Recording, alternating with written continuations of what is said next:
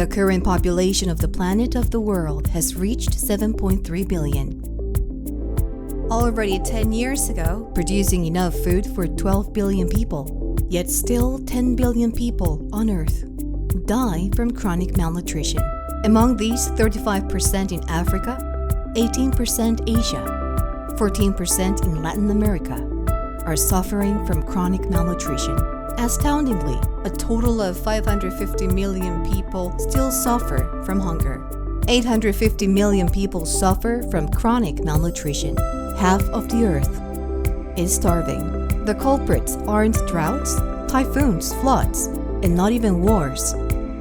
Someone's slowing down the supply and distribution of the abundant food for far too long. Their purpose is to maximize their own profit by using food supply.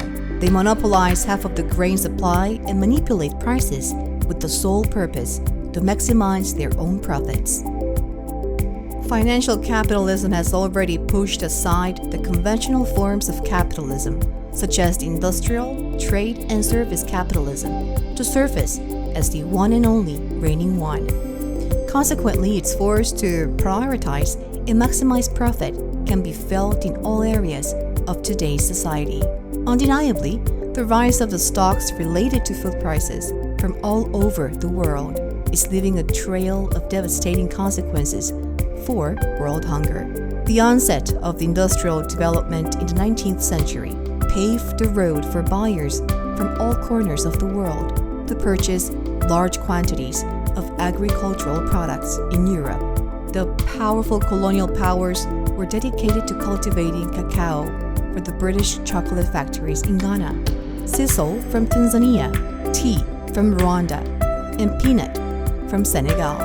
Those countries eventually celebrated their independence, but they still find themselves harvesting and selling a single item at a much lower price than the standard exports. In September 2000, the then UN Secretary Kofi Annan had gathered the heads of states of 192 countries. In the wake of the new millennium, the major tragedies that have followed mankind were an agenda to explore options and find a strategic solution to resolve them for once and for all. Titled the Millennium Development Goals, and the first one was to reduce in half the number of famine victims by 2015. There was strong resistance. From 2008 to 2012, the number of victims catapulted, doubling the price of stocks related to food prices, especially becoming catastrophic to poverty-stricken areas.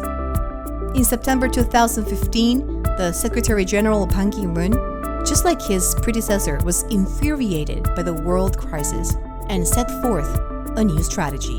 At a place where heads of states and governments were present, the Agenda 2030 and urgent reforms to be made were presented. This meant war against the invisible force of 17 different calamities these countries had to fight for 15 years. The set goal was not to reduce the number of people starving to death, but to stop for once and for all the genocide.